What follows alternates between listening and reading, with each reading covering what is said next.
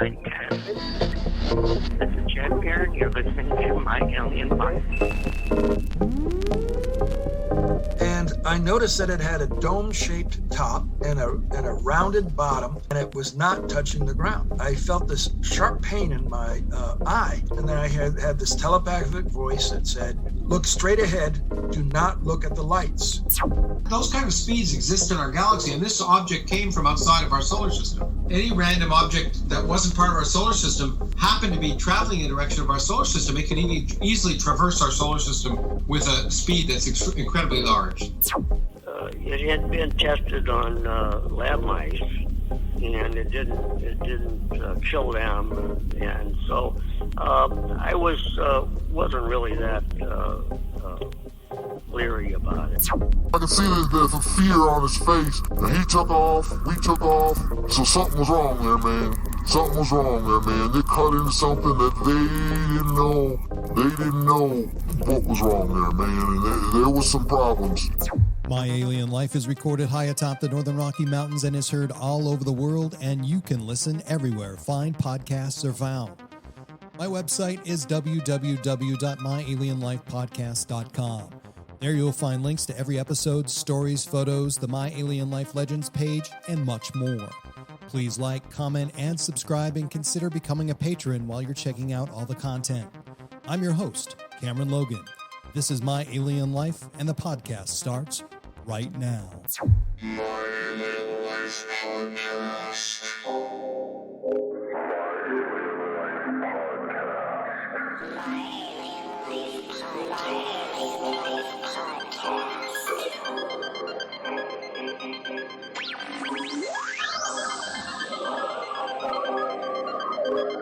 Three, two, 1, 0, and liftoff.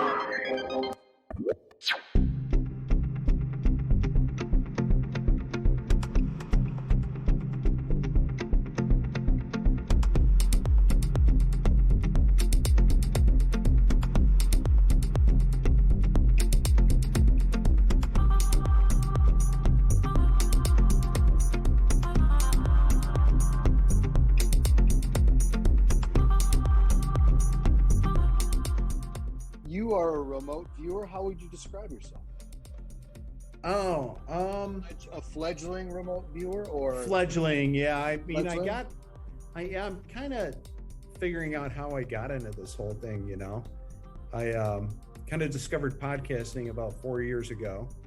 I have an older son; it's about 30. Turned me into the Joe Rogan podcast, and started listening to that. Getting older, had some health issues, started listening to a lot of health podcasts, and I'm trying to figure out where in the mix of that I discovered this guy named Jeffrey Mishlove. I don't know if you ever heard of him. Sure, you bet. New Thinking Aloud, you know? I just started listening to him. He had a guy named Lynn Buchanan on there. I don't know if you know who he is. Well, I know Lynn Buchanan very well. He's been on the show, you bet. Oh, okay. Yeah. And then I ended up taking a training session with one of his students, Lori Williams. Right. And I did that about a year and a half ago. It was kind of during the whole COVID thing. I had been laid off. Good time to start something new. Yeah. And got interested into that, and ended up taking a class also from Lynn. He had like these online video courses, you know, to teach you what's called associative remote viewing, which is a little different than controlled remote viewing. I don't know how familiar you are with the two different methods. A little bit, but yeah. And I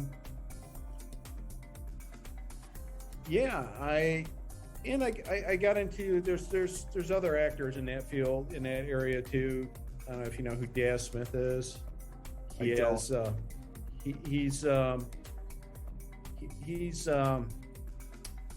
don't know where he learned controlled remote viewing, but he's in that whole circle. He has a Facebook group called Remote Viewing. Right. And so what was your motivation to learn that? I mean, what was what did you think originally of it, and then what brought you on board? You know, I just found it absolutely fascinating that somehow you could tap into this thing, you know, called the Akashic Records, see into the future and predict things. And yeah, I don't know. I'm pretty open-minded, you know. I you know, it just, for whatever reason, I was pretty attracted to it. So So were you seeking fame and fortune? no, not at all.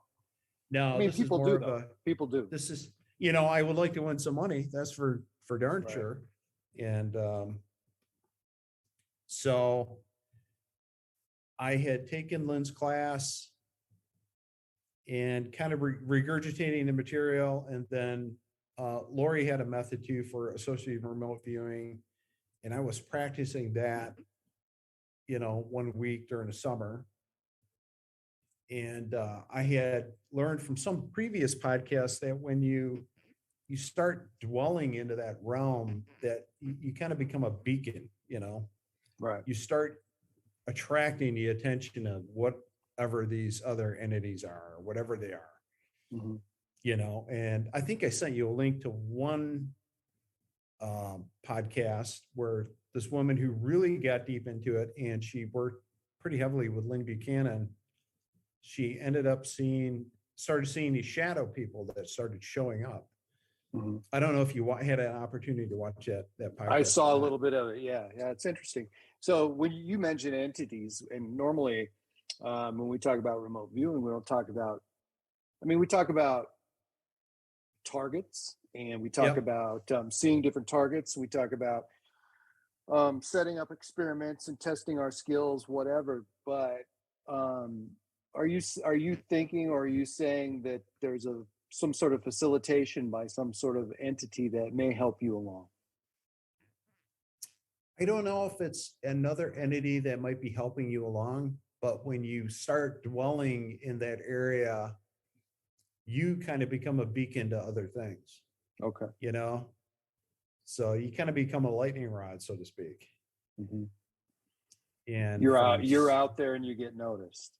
You're out there and you get noticed. It's like a light that gets kind of turned on, and you're, what is that person doing? You know?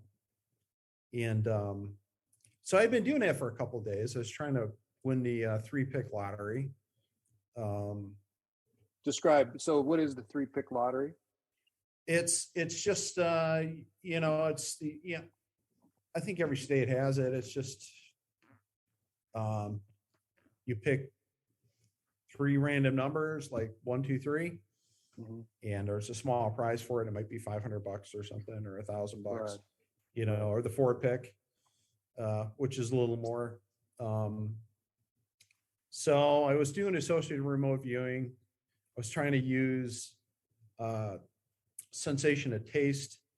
So you put in like 30 different flavors, you know, you write them down on a piece of paper, you put them in a box, and then you pull them out individually, and you know, you number them, and then you try to figure out what that flavor is. And if you get a hit, then that number would be part of the one of the numbers for the 3-pick lottery. Right. So hence it's called associated remote viewing. Exactly. Yeah. You know, which is a little bit different than remote viewing that I'm more familiar with, which basically you're trying to discover targets, and right, exactly, and using a number as an identifier for a certain target. That's one way of doing it. Yeah. So yeah, somebody could randomly assign some random number to a target, and then you write that down. You end up writing down what's called a gestalt. And then from that gestalt, which is kind of just after you write the number, it's just a scribble that you randomly put on a paper, and then you kind of dissect that scramble, you know? Right. So anyway, so I was doing this associated remote viewing, wasn't having any luck. And that was probably about 2:00 in the afternoon. So, and this event occurred later that night, you know, it was probably about 2 a.m. in the morning, I think. And we have this little dog that we have. It's a King Charles Cavalier Spaniel. It's all of like 9 pounds. Just a little, she sleeps in bed with us. And so I woke up, I heard this noise, and it was just this growling noise. And I opened my eyelids. I hadn't moved at that point. And it was my dog. And she was really mad. She was really upset and was growling at something. And I kind of roll my eyes down, and she's right here by my chest. And I look at her, and she is looking towards the doorway in our bedroom. I'm like, what the hell is she growling at? So I pop my head up, and I could see in the doorway, I have, we have this like light that's on in the bathroom down the hall. It's a night light. And I have these 3 pictures on the wall. We have these really light colored walls, and I could see the black outline of the pictures. And there's this thing standing right next to it. And I could see it's the outline. It's kind of humanoid shape, but it's not human. It had real skinny arms, skinny body, big fat head. I couldn't see no features on the face. Slender man. It was just an outline. And I'm like, for about 2 seconds, I'm looking at it. I'm like, what? And I'm thinking to myself, what the hell is that? And it moves. It goes, and it's gone. And I see it run. And it's going down the steps because we're upstairs. It's going down steps. I can audibly hear the steps creaking. So this thing had mass. Right. You know what I mean? Like there was really something there. And then my dog just went after this thing. Like, boom, she is gone. And of course, I get up and I go right after the dog, and I follow her downstairs.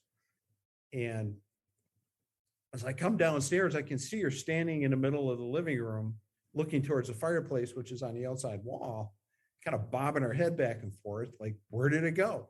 And of course, nothing was there at that point. It was just gone. You know, had my dog not been there, it might have been like several of these other incidences you know that you interview people with, that people just kind of, they forget about it and they go back to sleep. Right. You know, but I like the part where you could hear it, you know, and you could hear it go downstairs, which is really, you know, unusual because people not hear things, but see things, and they see things. And they're frozen in terror. And that adds a different layer to it, really. Oh, absolutely. Yeah, no, this is clearly an audible event. You know, I know my steps in my house. I know how they creak. I go up and down them every single day. So that verifies something with me, that this was not like a ghost kind of figure. This was a physical entity that had mass to it. Right. And the fact that my dog saw it first, I didn't see it first. My dog woke me up because it was growling at something, you know, in our bedroom, and it went after it. And the funny thing is, I went after this thing. I had absolutely no fear.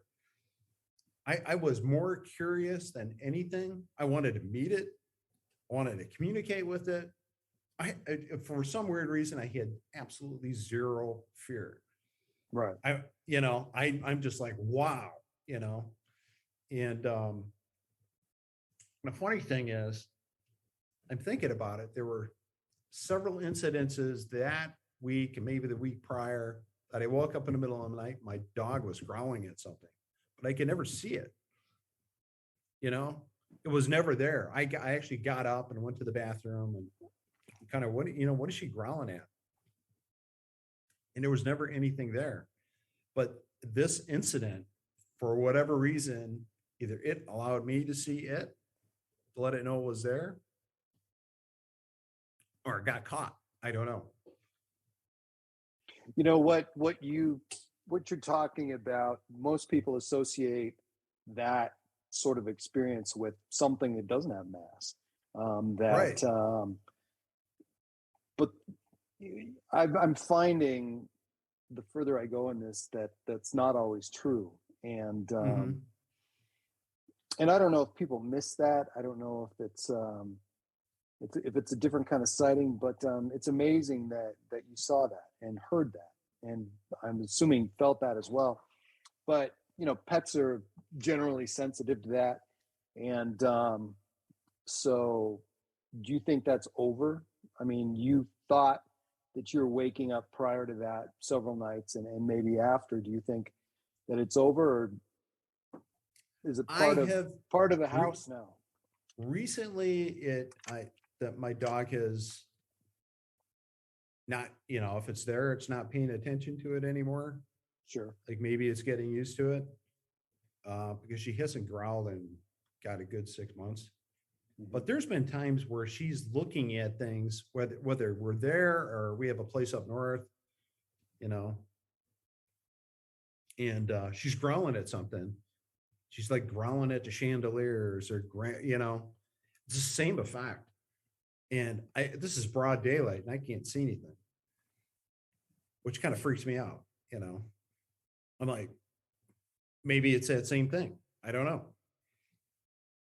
I can't tell. So are you associating this with remote viewing? Do you think it's a cause and effect thing? Explain that. I'm just saying that based on what I've heard from other conversations from these other remote viewing groups, where if you're not careful, and I guess they say it's all about intent. So when you go in to do a session, it's what your intent is. So if you're wide open, your intent is wide open when you're viewing that target, then you're going to invite a lot of things in, and you got to be really careful. I know some remote viewers, they've gone down some pretty dark paths and dark alleyways in remote viewing and learn from it, learn how to control their intent when they do a session. Right. What about you? I have not done enough to really make a difference. I stopped doing it, obviously, after that incident. It freaked me out, I got kids and stuff, and I don't want to invite that into my household. I think I want to kind of step back and kind of learn some more. But I have heard in certain circles that potentially where we're at might be like a bad neighborhood. Like this is the south side of Chicago. So you really got to be careful when you go outside. So up to that point, just kind of walk us through your experience in RV. I mean, what had you been? Obviously, you were trying to pick some lottery numbers, but what else did you have as targets, or what other experiments did you do? A lot of targets are based on on the website from Lori Williams. You kind of go through cycles, and a lot of times when you're remote viewing and you're just randomly putting things down, you don't think you're anywhere near the target, and it's actually a pretty good match. I haven't done a lot of it yet. I've probably done 30, 40 sessions. That's a lot. But to be really good though, it's something you got to do every day. Right. You have to spend a lot of time with it. I'm taking another course this weekend, actually, with Joe McMonagle. I don't know if you know who he is. Yep. He's a legendary remote viewer. It's through the Monroe Institute down in Virginia. So I'm kind of looking forward to that. He has a different take on it. A lot of the remote viewers I learned through like Lori and Lynn, they're not double blind. So the tasker knows what the target is. Right. Joe's adamant that all targets given to the remote viewer should be double blind, so the person handing it to him should know what the target is. And his association with the Monroe Institute, he kind of does this extended remote viewing. They use audio tools called like HemiSync to try to get you in a correct state of mind, so you can maybe become a better remote viewer. So did you ever feel that I've heard people talk about that the solution or the target was actually so obvious that they ignored it, or it was so strong the target was so strong in their mind that they would ignore it, that they wouldn't, they thought it was too obvious. Have you ever been at that stage where it just came so easy that it was too obvious to be real? To be honest with you, I haven't actually done enough to really kind of get to that point. Sure. I'm still learning, and I kind of do it when I can. I got a pretty busy life, so I kind of try to devote as much time to it as I can. So, I think it's interesting. You emailed me and you mentioned something that this occurs a lot, and I don't think it's by accident. I know it's not by accident, but you're just a little bit older than me. I'm 56 years old. I'm a middle child, and I think you are too, right? Yeah, me too. Yeah. So what about when you were a kid? I mean, I just meet so many people my age, middle kids. Yeah. It's just a really strange thing. Yeah. Somewhere between ages of like 8 and 11. I can't nail it down when it was exactly. I had several cases of, they call it sleep paralysis. Yes. You ever heard of it? Absolutely. You wake up, it's always in the middle of summer. It's in the morning, sun's out. It's not a cloudy day. Wake up, I can see the light through my eyelids. You know what I mean? I cannot move a freaking muscle. I cannot move my eyelids. I know I'm consciously awake. I know I'm coming out of a really deep sleep. And it's like every muscle in your body is paralyzed. And it only happened in that time period. It hasn't happened since. And every time I've always fought my way. It's like being underwater, and you just fight your way to the surface. And finally you can get that breath of air, when you break the surface. And I just remember it was so, it's so prominent, you know what I mean? It kind of etches in your memory. You never forget an incident like that. It's hard to forget. But every time I wake up, again, it's like, when I walk downstairs to follow my dog, there's just nothing there. But you have that overwhelming sensation that there is something in the room with you. You know what I mean? It's really an uncomfortable feeling. Like something's there. And you have no control.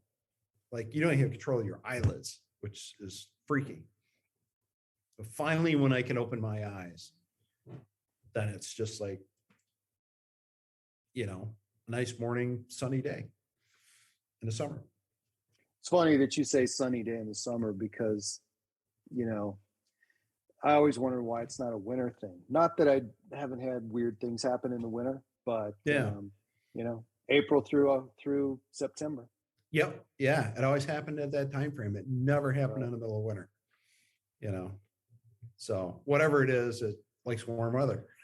Yeah. So, So. Yeah, I would talk about the fact that, it's the sun's just coming up. I can hear birds chirping, outside, but there's nothing that I can do. And even the sensation that I could see through my actual lids, that I could actually see, and they're closed. And, right. Which is a really strange thing. And then you mentioned not being able to breathe. With my experience, it always was an association with being underwater, and then for a long time, I'm not able to breathe. And then finally, I take that breath, which came fine, but I'm still underwater. One of these, sort of a combination of that, which is really weird. And I don't know what it is. People born between like 1963 and 1970, and but I hear it a lot. The funny thing is, my mom confided into me. Probably when I can't remember, I was in my 20s. When she was pregnant with me in 1964, she looked out the back window, of the house. It was my bedroom, and she saw 2 UFOs flying above the houses in this brand new neighborhood that they just built. It's something she would never tell my dad, because my dad was who just made fun of her. He didn't understand. But she confided in me personally. Then I found out a couple of years ago that she went and confided in my older brother too. Mm-hmm. And that I told him about this because I started getting into this whole paranormal thing, Right. 4 or 5 years ago. I'm like, hey, did mom ever mention, seeing 2 UFOs flying over the houses and looking out the back window in a rear bedroom? It's like, oh yeah, she told me that. And then my brother went on to say his then mother-in-law and sister-in-law back in that same time era in the 60s, they lived in southeastern Michigan. During the middle of the day, this UFO dropped down out of the sky down at the end of their street at the corner where 2, subdivision crossroads were, Mm-hmm. landed right there. I don't know how long it was there for, and then took off again. And that was during that whole time frame. You're talking about Right. the 60s when the Cold War Right. was going on. There's a lot of activity. A lot of activity. Yep. So that was shocking when he told me that. And then my older brother had an incident. I don't know what it was. It was in the Upper Peninsula of Michigan near a town called Curtis. And saw this orange orb, the size of a beach ball, just out in front of them while they were driving down a road, just a treetop high, kind of go from right to left.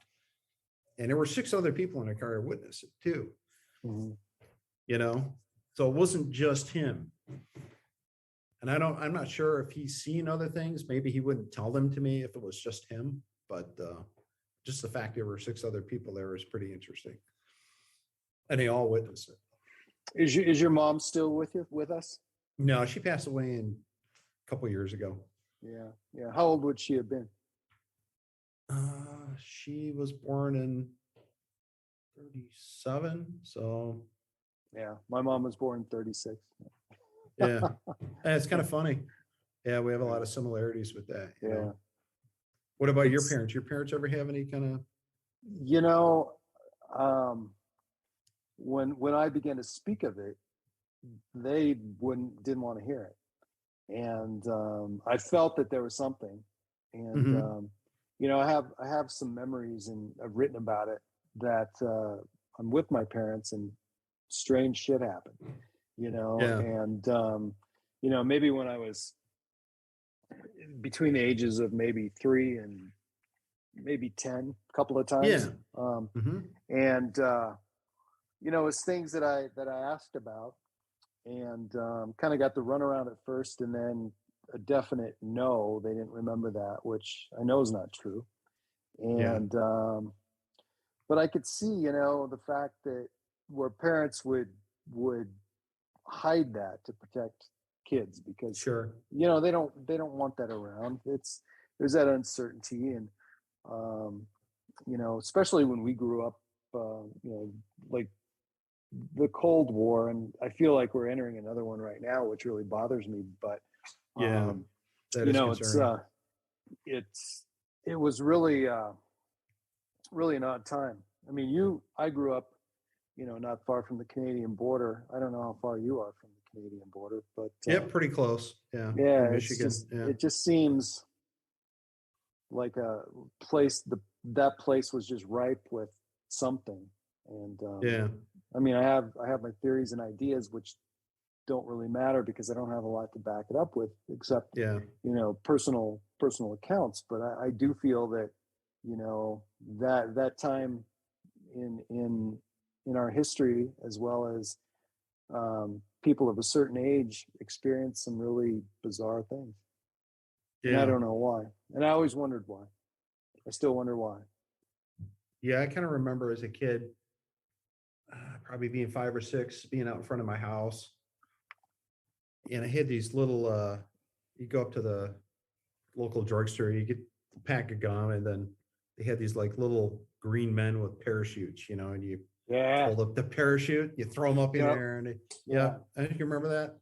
Yeah. And it's just being out in front of my house one day, and it was real foggy, but the sky was really bright. And I'm like, it was almost too bright for the sun behind it. Mhm. I just had this sense, it was kind of this hazy, cloudy day.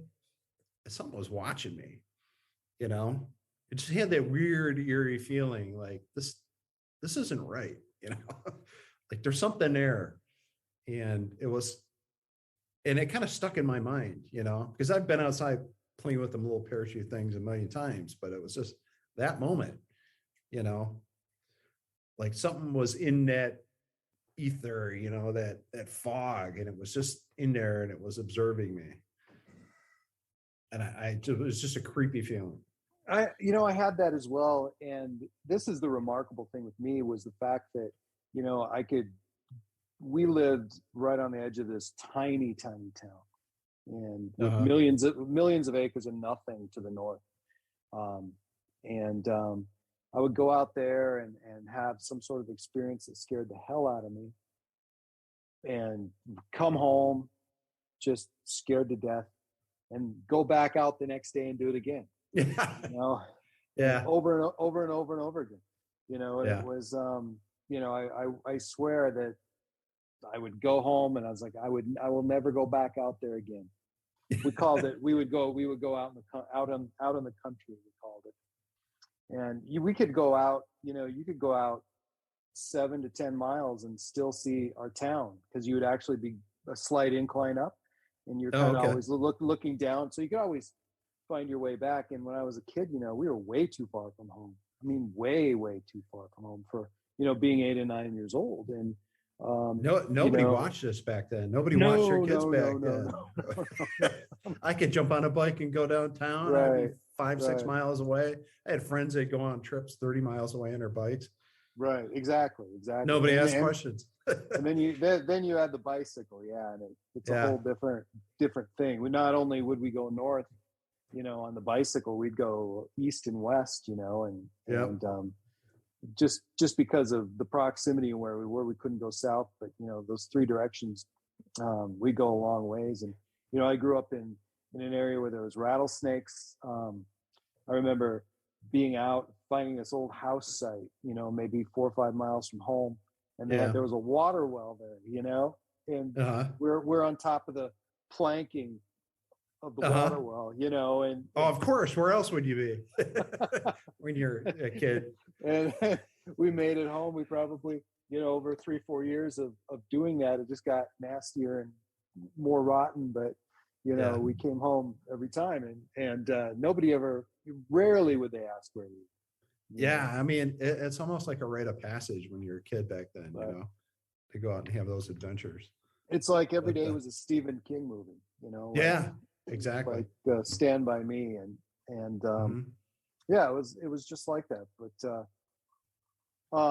so did you grow up in a rural area or no, Southeast Michigan, automotive, blue collar. Dad's a tool and die worker, so you know, middle income. Kind of wish I was out where you were at, you know, because you know, we're in the outdoors. We like to hunt and fish and do all that kind of stuff, right? And thought it would be neat to be able to grow up in that kind of an environment that you grew up in. But yeah. Nope, Southeast Michigan. Well, it's not like, you know, I don't think we really took advantage of it. I mean, we walked a lot, didn't fish much. You know, I guess when Dad went fishing, we would go from time to time. But, you know, for all those opportunities, hunting, whatever, it's, you know, I didn't do much of that until I was later on in high school. But I think that like where you were from, to me, you know, my dad was also, you know, as a blue collar, the way we were raised. There was an oil refinery in our town. And that's where everybody worked. And it was just such an unusual place. And, you know, I always had this recollection of things that were weird and things that were happening. But, you know, I always wondered what that was like growing up in the city. If people had those, you know, same experiences, you know, and if they did, it just would seem odd to me, just because I felt it was part of the whole rural way of life. But stuff did happen in the city, is what I'm it's weird. I didn't have friends that had those experiences, or they didn't talk about. The other really odd thing that happened at that time is my older brother, always followed him around, always wanted to be like him. Yep. Love my brother. Love my brothers. I got, two of them. And my brother wrote this little like comic book, about aliens. And it was really good. It was so good that I kind of plagiarized it and showed it to my uncle. And I go, look, see what I wrote. This is Right. cool. And it was all about his interaction with, they look like little grays, and this whole storyline about how they only needed a drop of water a day in their suit, and their suit could recycle the water. And so they didn't need to drink every day and that kind of thing. I thought, thinking back on that, that's a pretty advanced concept for somebody who's like 7 or 8 years old. Right. You know what I mean? So I'm kind of figuring that my brother probably had some kind of interaction with some beings in some way, whether it was on the moon. And I think the whole story took place on the moon. Mm-hmm. I've heard some of these podcasts about people being taken to the moon, and there's nurseries up there and Right. all kinds of weird stuff. So who knows? So what was the age difference between you and your brother? My older brother's 2 years older than I am. My younger brother's about six years younger than me. Yeah. So, My younger brother is about 6.5 years, and Okay. he used to. I don't remember when it started, but I do remember that he woke up screaming a lot. Oh, really? And just screaming bloody murder. And of course, being the asshole that I was, I always played upon that, tormented him and scared him even worse. But he, later on when he was older, he started talking about, he would wake up outside. He would tell me about times that he woke up outside when he was a little 3-4 years old. And Wow. because these guys with big eyes would come and get him at night, and then he'd wake up outside. Wow. And which is another story for another show, but he hasn't actually told me the whole story. And he knows what I do. He knows about this show. And I've asked him to be on, and he's so scared to talk about it. And, he doesn't want to talk about it. He's going to, Is but it? I don't think Yeah. I dropped these hints at my older brother, and he's mum. He just pretty silent. So I don't know. Like I said, I'm pretty open-minded. I want to know what the hell's going on, Right. You had another woman on your show, Elaine Colts, I think she talked about. Eileen. Yeah. Eileen, Mhm. she just passed away recently. She did. Wow, I didn't know that. Either that So or look into that. that's a Mandela effect. Okay. I don't know. Yeah, that's what we talked about. Yeah. And that's freaky. I've started looking at that whole Mandela thing. This is really weird. Like I remember avocados being called Haas avocados, HAAS, not Haas. You know what I mean? Wow. And Macintosh apples. They're Macintosh apples, not McIntosh apples. You look Right. online, you see McIntosh apples. Right. No, that's not the way they work. There's no freaking Right. way. Right. They didn't name the laptop I'm looking at a Mac. Right. You know what I mean? Yeah. So Yeah. there's some You know, weird things going on like that. That kind of thing, I stopped. I don't know. I used to have a lot of deja vu and a lot of that, and a lot of what I would say was a Mandela moment. But something flipped, a while back, and I even question whether I had those moments at all now. Which is Yeah, weird, I can which is understand that. Weird. Yeah. Yeah. Because I definitely Yeah. remember, and I, as a kid growing up, I would have these moments where I just, there was this feeling that I had that I guess I can only describe it as being numb. Like I would be especially these times I'd go out with my buddies and we go out out way out on the prairie, and we'd be looking at each other, and we had these moments that I just felt absolutely numb, devoid of any emotion. Did you get a sense of brain fog or two? A little bit of that, but mostly it was just that, like, if you ever had that feeling like I'm having right now, where you're trying to catch that thought, it's right there, but it just slips away. Something's pulling it away. Yeah, and you try to remember something, and it's like, oh, you walk into a room and you forget why you walk in there, and the more you think about it, the further away it becomes. And it was kind of like that, but it was the whole numbing of the body. And these guys that I used to hang out with, I could tell it was kind of happening to them too, but they seemed really less aware of it. I could remember it afterwards, and I would sort of poke at them and try to get them to talk about what we just experienced, and they had no idea. Yeah. It just didn't register with them for some reason. Yeah, or they couldn't, like I would always follow it up with a memory, and I could remember that, but they could not. And I had two of my friends on a podcast and talked about an experience that we had when we were in high school that they don't remember. I listened to that one. Yeah. Did you? Yeah. But one of them I've talked to and sort of has some recollection of that. And he was talking about cattle mutilations and stuff like that too, right? Yeah. One of them, that's not that was Mark. The other one is the one, Jeff. He's the one who could remember, who thinks he can remember some things now, and he's thought about it. It's been over a year, and he's thought about it a lot. And he kind of grew up in a household where his mother was just super overprotective. So I was surprised he was the one who was able to come up with some of those memories a little bit. He's working on it. So I felt like he wouldn't actually try to access that, but he is. And so that's unusual. So I'm wondering what that's going to be like, because, I spent a lot of time thinking that I was nuts. So if, he can vindicate this whole memory, or validate rather, not vindicate, validate it, I can't even imagine what that would feel like. Yeah. I mean, one person I've listened to recently is a guy named, he's a physicist. His name's Tom Campbell. You ever heard of him? Right. No. Yeah.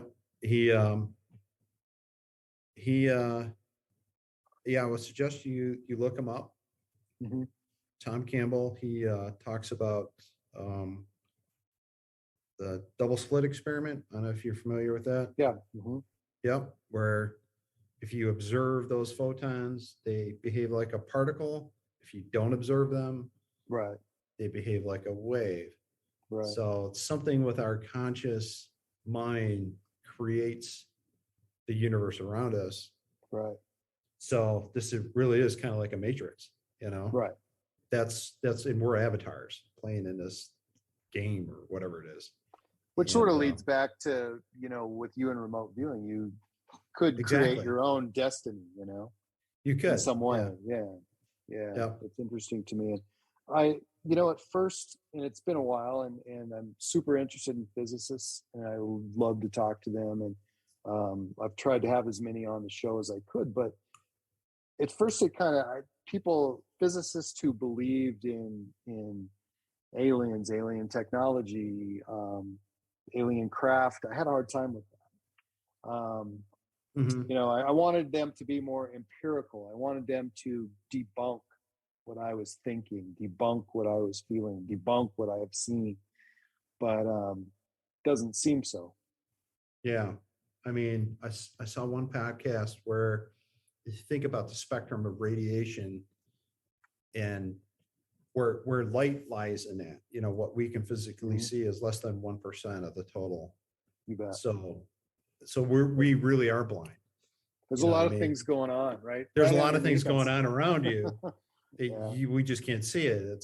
It's in a spectrum we can't observe. We just Right. don't have the equipment to observe it. Right. So there could be things there. I was we could talking. live I in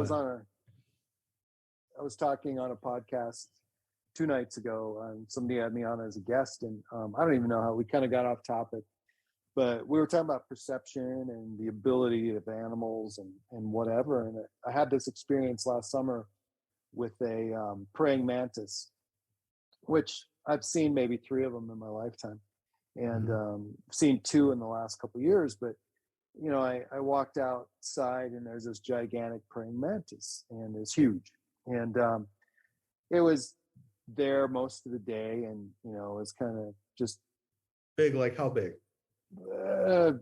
5 inches maybe. So okay. big, so super long. Yeah. And I'm looking at this thing, and he's aware of other insects around him, but I'm looking at it and thinking, he sees all these ants, he sees these small grasshoppers, but they're too small.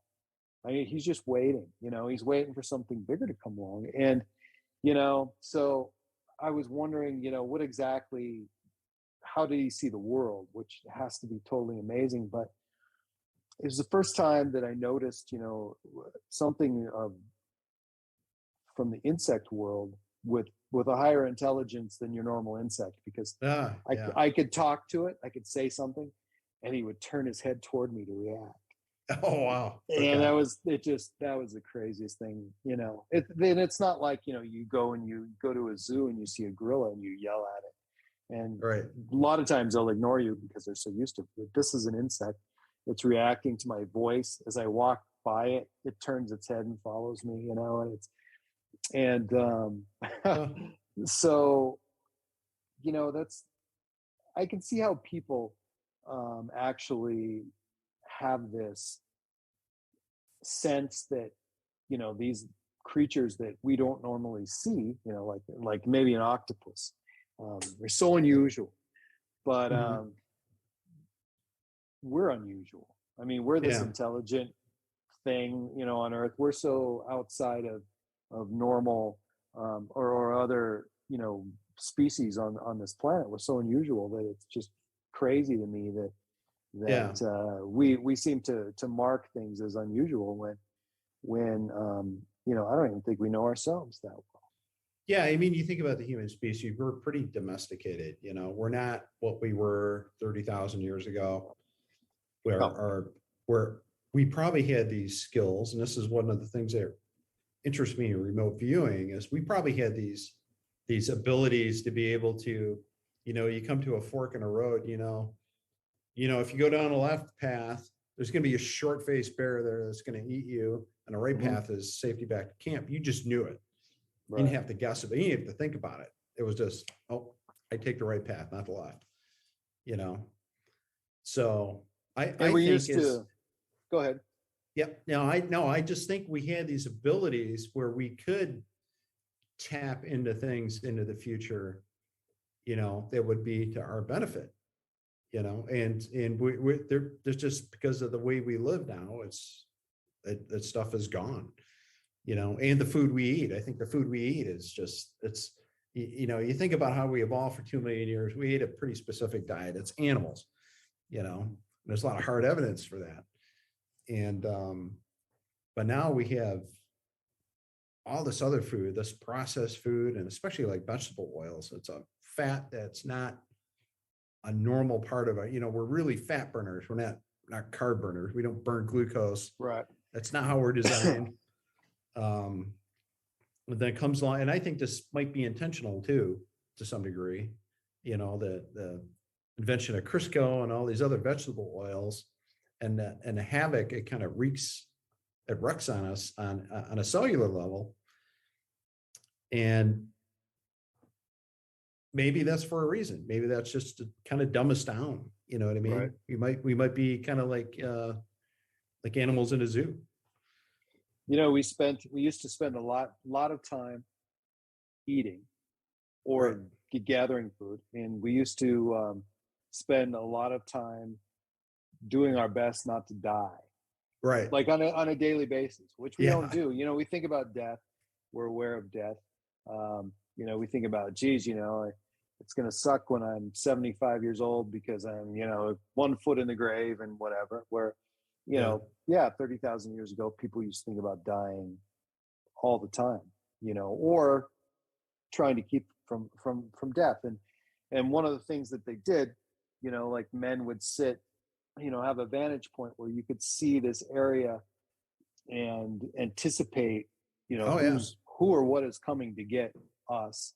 And, they used to have our Native Americans used to have, visions in that, Right. Exactly. in that different realm that we don't even get to explore at all, ever. Very rarely. Yeah. I mean, people do, obviously, but we don't, on our, when we go to work 40 hours a week or 60 hours a week, we don't get to explore our mortality. No, we that don't. way. No, we spend 93% of our times indoors. Right. Where It's even worse now. Oh yeah. Yeah. Our awareness was out there. I mean, it was, just as a matter of fact of survival, you had to be aware of your surroundings. Now we're looking at a cell phone all the time. My kids are doing that. They're just addicted to this thing. It's that thing right in front of their face. Their world, that they evolved in is gone, and it's pretty concerning. Yeah, it amazes me to think about how your life could change, and the only way that I could think of as some sort of parallel would be what the people in Ukraine are going through right now. Literally, all of a sudden you're in your house playing the latest game on your iPhone or whatever, and then tomorrow you're living outside hunting Russian tanks, right? And listening constantly, and not listening for something that's down the block, but listening to something that's 10 miles away, and figuring out how to get there to get exactly that. And so it's a whole re-education process. Sure. And I mean we're probably at the most vulnerable point in our existence as a species at any point in history. Yeah, way vulnerable. I mean, we're sitting ducks. Pretty much. Which I think that's interesting, where a guy like you will actually picked up, trying to reconjure this skill that we could possibly have had 100,000 years ago. Exactly. And that's probably part of the reason why I'm trying to do this, is I'm trying to expand my awareness of how we used to be as a human. One of the other reasons too is I had chronic health issues. I had chronic fatigue syndrome, brain fog for decades, and I got tired of it after a while, Mm-hmm. and so I started fasting, and that's one of the things I know ancient man used to do, because you didn't get 3 square meals a day. There's just no way. We probably not ate more than we ate, and there's tremendous health benefits too. When you stop eating for a couple of days, your body kind of goes into repair mode. It starts looking at all these things floating around your body. Well, we don't need that cell. We could either break it down and recycle it or get rid of it. And it really works. If you stop eating for 3 to 5 days, and you come out at the other end of that, and you keep doing that a couple times a year, like my mind is sharper than it was when I was 18, and I used to have to go in the shower and run my feet under hot water because I had just arthritis so bad every morning. Now it's just completely gone. Wow. It is nothing. I feel like I'm 12 again, So when did you notice that you had this brain fog and these other problems? How old? I remember one morning sitting in my bedroom. It was very young, and it just came over. It just fog came out over my head, and it never went away. Wow. And in high school, I was so tired. I would come home sleep for a couple hours every day after school. I just had no energy. And it plagued me all my life. And a lot of people don't have that, and I don't know what caused it. I think it's food. It must be food, because I've changed my diet to, they call it a nose to tail diet, where you're eating, I just don't eat meat, but I try to eat a lot of organ meats and stuff too, liver and that kind of thing. And it really helps. And I try to eat just one meal a day. I don't eat all the time. I don't binge eat. When you eat a lot of high fat foods, the foods I believe we evolved on, you just don't get hungry. Right. There are no hunger pains. And I feel really good now. But I was in that mode for 4 decades, I think. Mm-hmm. And it really sucks. You have a lot of people out there who, I guess they call it food sensitivity. They talk about that. In my case, I could pretty much identify what you just said. And then, I was exhausted and it was so hard. And then I went to college, and what had ended up happening is I kind of got into weightlifting, which I started eating a lot of protein, just protein. Mm-hmm. And then, just because of my condition, meaning that a lot of times I didn't have money to buy all this protein, I wasn't eating, at all. Uh-huh. And I felt that there were times that I didn't need to. And I felt so much remarkably better when I did not, then what was really made it crystallize that was the fact that I had gone to an allergy doctor, and he wanted me to fast for I think it was 5 days. Yeah. And I made it to like day 2, and it's tough. And I could hardly even stand up. But I got to say that everything was crystal clear. I was weak, but I felt 110% better. Yeah, you have to do it correctly. You cannot just jump into something like that. Right. It'll give you a heart attack. But you have to work your way into it, 12 hours, 18 hours, and then kind of go from there. But so what's the answer then, do you think? I mean, obviously everybody's different, but to achieve this optimum level, for a lack of a better term, performance, because our body is a performing machine, what works for you? I think the answer to that is going back to a diet, an ancestral diet. That's part of this whole thing of remote viewing. Mm-hmm. It's not something by just changing your diet it's going to happen, in the next week or next 2 weeks or next 6 months. Your body's constantly replacing itself all the time. So you essentially have a new liver, a new kidney, like every 3 years. So it's your cells are constantly turning over in your body. And if you stick to a diet, and this is what I'm shooting for, an ancestral diet, stay on it for at least 3 years. And I think at that point, if I can develop my skills as a remote viewer, that's my plan forward. Because I know I'm not going to be good right out of the gate. I know it's going to take a lot of practice, but at the same time, I'm going to try to adopt this diet that we used to eat, 10,000 years ago. When we were, a dominant species on this planet, and we had all these abilities, these innate abilities to the remote view or intuition or whatever you call it. So that's kind of my plan. I think it's gonna take a couple of years, but I think I'll get there. And hopefully along that time too, I'm gonna do more research and try to figure out what this whole phenomena is. Right. I think that's gonna expand our awareness. You think you're gonna figure it out? I don't think I'm gonna figure it out, but yeah. But I wish you would. Somebody needs to. I think it's going to put me on a path to try to hopefully help me understand what's going on. Yeah. You know, because I don't think we have all our faculties with the lifestyle and diet that we're on right now. You know, we're like, we're just like domestic pets, pretty much. We might be domestic pets for something out there.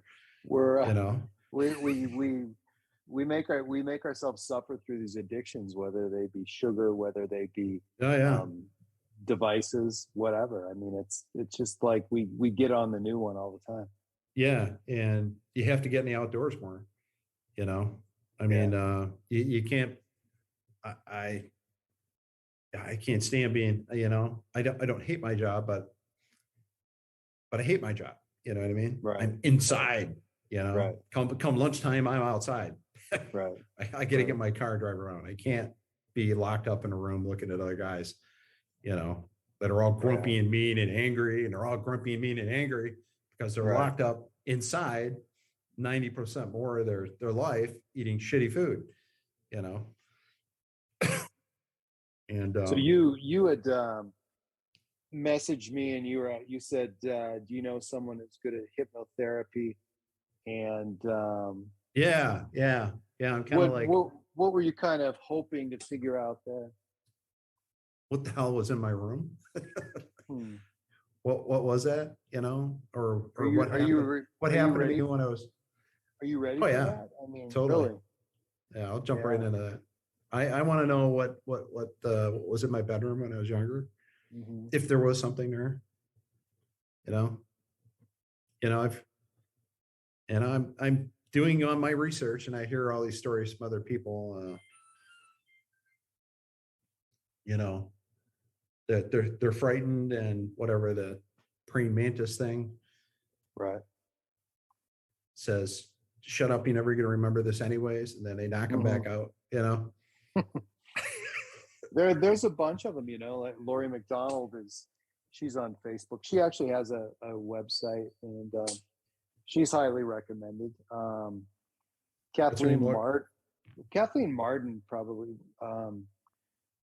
if you get hold of Kathleen Martin, she will if you can send me their links. I will. Yeah. I will. Yeah. I will. Yeah. And I want to find out. I'd be interested to have you follow up with that with me, because I'd like to hear about it. Oh yeah. No problem. Because I think, to me, I've heard lots of people who've done it, but the before and after, I don't get it. I don't get to be a part of the before and after. Oh, okay. Yeah. So I think that's pretty unusual. I mean, other than, you know, obviously when you talk to somebody like that, they're going to get a lot of information out of you, and they get to see you afterwards, and they get to talk to you. But I don't normally get to see that. And there's a couple other guys out there that I know that do that too. But yeah, I'll hook you up with that, and I'd love it if you'd stay in touch. And I think for the most part, you have to be present with them. And I'm not sure where Kathleen Martin is, but what part of the world she's in. For some reason, I was thinking Florida, but maybe not. Maybe not. So you have you're going to do another session with remote viewing and more training. When's that coming up? This weekend. So it's with the Monroe Institute. So I'm pretty excited. It'll be interesting. It's just another method. I'm interested in all the little different methods and different techniques, and kind of, you know, expand my awareness, expand my knowledge on this whole topic. So awesome. Very, very good to know, and nice to meet you, Robert Russell. And we'll keep in touch, and let's plan on doing this again, and hopefully you can shed some light on this, and then you use the term "figure this out." It's up to you, man. Okay. Yeah, I'll let you know. Yeah, definitely. We'll keep in touch. All right. And I look forward to that contact information. And absolutely. Thank you very much. And you take care of yourself, and good night, sir. Okay. All right. Take care.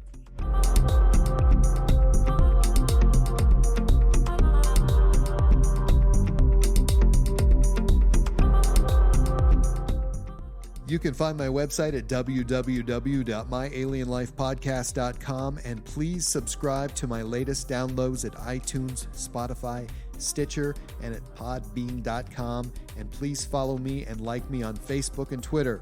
My Alien Life is written and produced for broadcast at Studio 254 in the Northern Rocky Mountains. The music you are hearing is produced and created by Elion. You can find all Elion's work online at Heart Dance Records.